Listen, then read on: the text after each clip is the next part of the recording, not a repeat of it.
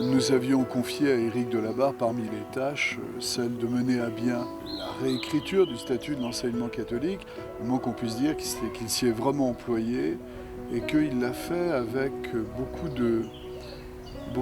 d'habileté, mais surtout d'humanité. Moi, j'ai été très frappé tout au long par la façon dont il a su permettre d'intégrer les avis les plus contradictoires parfois pour arriver à un consensus.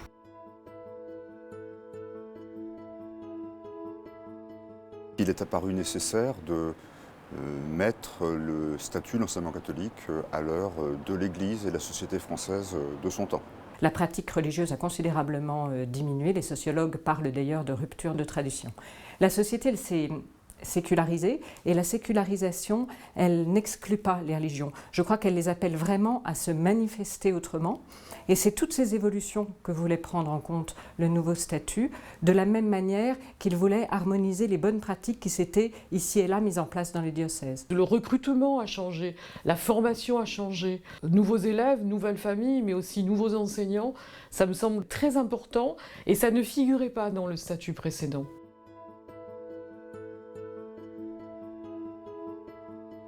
Il ne s'agissait pas de réécrire un texte juridique. On tient compte de la loi civile, on ne la réécrit pas. La loi Debré, elle est très riche sur ce point. Rédiger un statut, c'est un moyen en fait d'unifier des pratiques en recherchant véritablement ce qui fait l'unité de l'école catholique. Ce statut, peut-être à la différence du précédent, précise davantage justement quel est le sens dans lequel les acteurs en fait doivent s'inscrire et s'insérer. Ensuite, il précise le positionnement de chacun et le rôle en fait qui est à jouer dans un sens commun. L'organisation, dans sa forme, c'est le fond qui remonte à la surface. Comment nous nous organisons, cela dit qui nous sommes.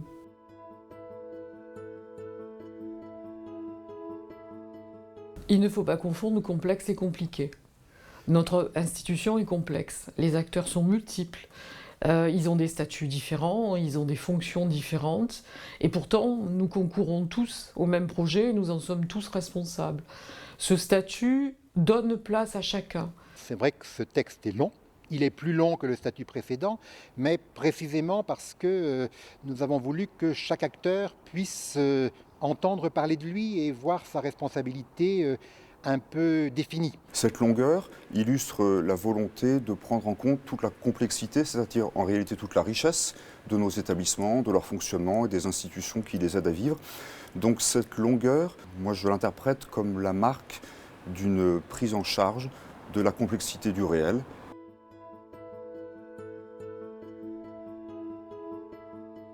C'est un vieux débat et là aussi je pense qu'il n'y a pas de contradiction parce que la communauté éducative de chaque établissement ne se vit jamais toute seule. Une communauté éducative, c'est un établissement quelque part qui est inséré dans son territoire, qui est pris souvent dans un réseau d'établissements, diocésains, congréganistes, thématiques, géographiques, et à partir de ce moment-là, il contribue et il participe à une institution. Il y a un mouvement descendant, c'est-à-dire celui qui fait que l'Église se reçoit du Christ, qu'elle est donc une institution avec une hiérarchie, et puis un mouvement que l'on pourrait appeler charismatique, qui est l'esprit qui agit par la liberté des hommes et qui est créateur de choses neuves tout au long.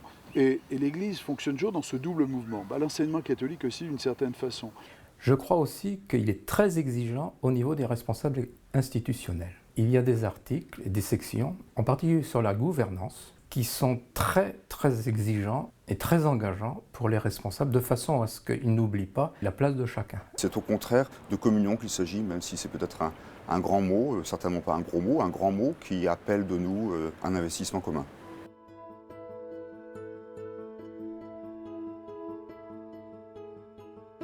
Une méthode de large participation, c'est plusieurs centaines, peut-être milliers de personnes qui y ont concouru d'une façon ou d'une autre.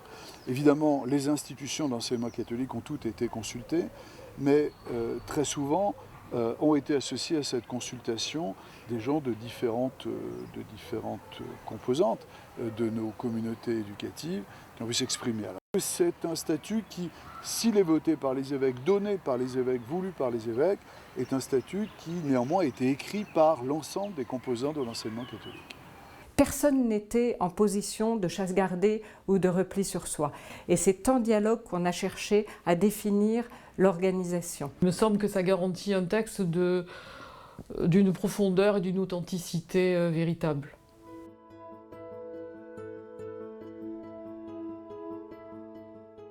Dans le nouveau statut, y a-t-il une seule porte d'entrée? Je ne pense pas. Si l'établissement a perdu la première place au sens de premier chapitre, il n'est plus au début, mais il est au cœur du nouveau statut.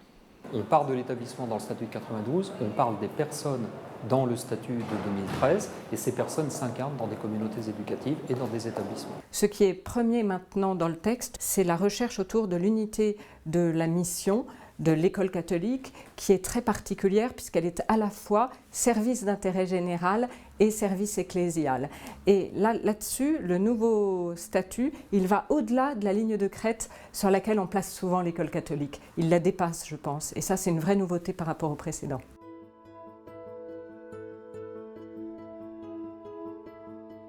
Ce que je trouve intéressant dans le nouveau statut, c'est la manière dont sont rassemblés dans un seul et même regard tutelle congréganiste au pluriel et tutelle diocésaine au singulier, à travers la façon dont est bien posée la double mission du directeur diocésain, autorité de tutelle pour partie et pour une autre partie délégué épiscopal à l'enseignement catholique. Le nouveau statut, en ce qui concerne les tutelles, est une avancée extraordinaire. Les tutelles, elles sont là pour accompagner chacun des établissements dans son projet original, pour inscrire chaque projet original dans une dynamique commune et pour construire finalement dans chacun des territoires des réponses à la fois diversifiées et convergentes.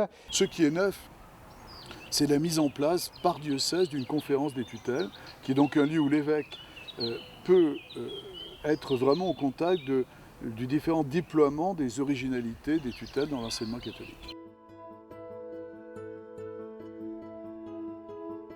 La pastorale n'est pas un appendice de l'enseignement catholique, elle est tout entière contenue dans le statut, de la page première à la page dernière, parce que c'est la façon de vivre l'enseignement catholique, c'est-à-dire de créer un espace où l'évangile est vécu, qui est proprement la pastorale.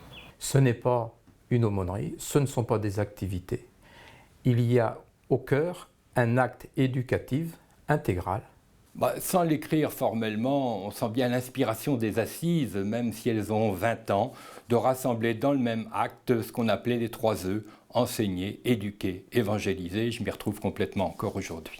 Dans le statut, on pourrait dire, en poussant un petit peu le trait, qu'il n'y a pas de place spécifique pour la pastorale, et c'est heureux, parce que la pastorale n'a pas vocation dans nos établissements à occuper précisément une place spécifique. Il faut des bureaux, il faut des lieux, il faut des personnes, c'est encore plus important que les lieux, mais en même temps, la pastorale, elle a vocation à se trouver partout, dans tous les aspects quotidiens du projet et de la vie de nos établissements.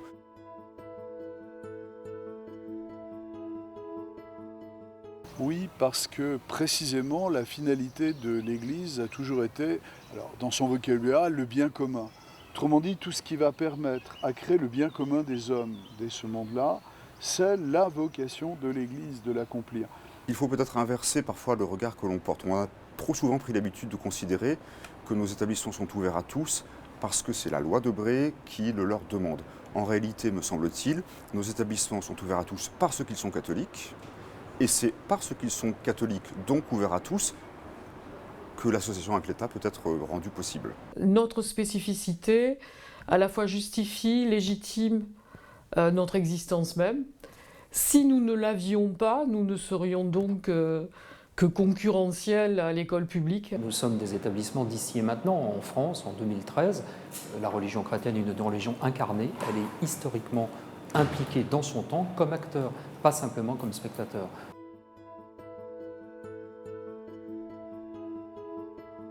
Le statut ne prétend pas imposer les comportements jusqu'à la porte d'une classe maternelle. Il donne un cadre général, un cadre qui dit les fondements, qui permet une vie commune et une organisation des réseaux, en laissant à l'intérieur une large place à la subsidiarité et donc à l'imagination. Le statut ne peut pas se résumer à l'idée d'une codification territoriale, mais il est clair que dans le statut a été accordée une importance particulière à l'idée du territoire. Alors le statut réaffirme en fait à de nombreuses reprises que le premier territoire de l'enseignement catholique, c'est le diocèse, ou éventuellement dans des organisations de type interdiocésaine au niveau régional. Donc le territoire est important.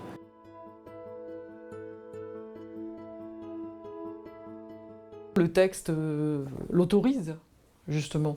Non seulement il y a encore place, mais sans initiative et sans innovation, je crois qu'il n'y aurait plus d'enseignement catholique, puisque précisément ce qui légitime notre existence, c'est notre capacité d'inventer et d'innover pour le service de tous aujourd'hui.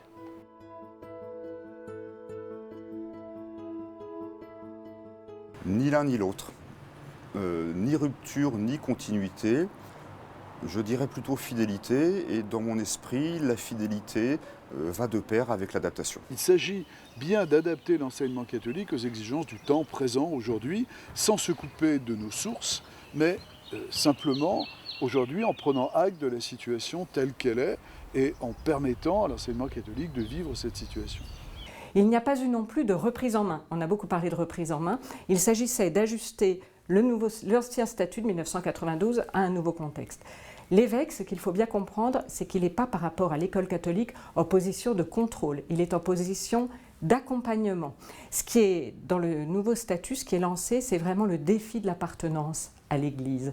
L'esprit d'Église, il n'est pas au-dessus de l'école catholique pour l'enfermer, il n'est pas à côté pour la circonscrire, il est vraiment à l'intérieur pour être vécu par la communauté éducative.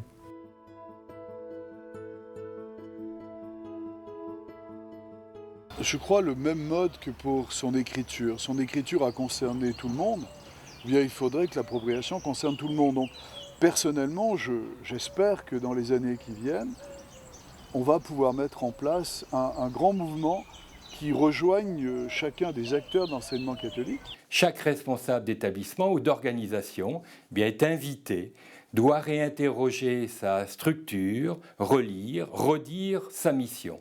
Moi, j'encourage vivement à ce que ces responsables institutionnels lisent ces textes pour que ce soit des autorités de service. Certainement pas une appropriation scolaire, bien davantage une appropriation vécue, une appropriation partagée, une intériorisation dans le dialogue, dans le débat, dans la recherche, dans la mise en place progressive. C'est un texte exigeant, c'est un texte qui appelle chacun des acteurs de l'enseignement catholique à prendre toute sa place en son sein.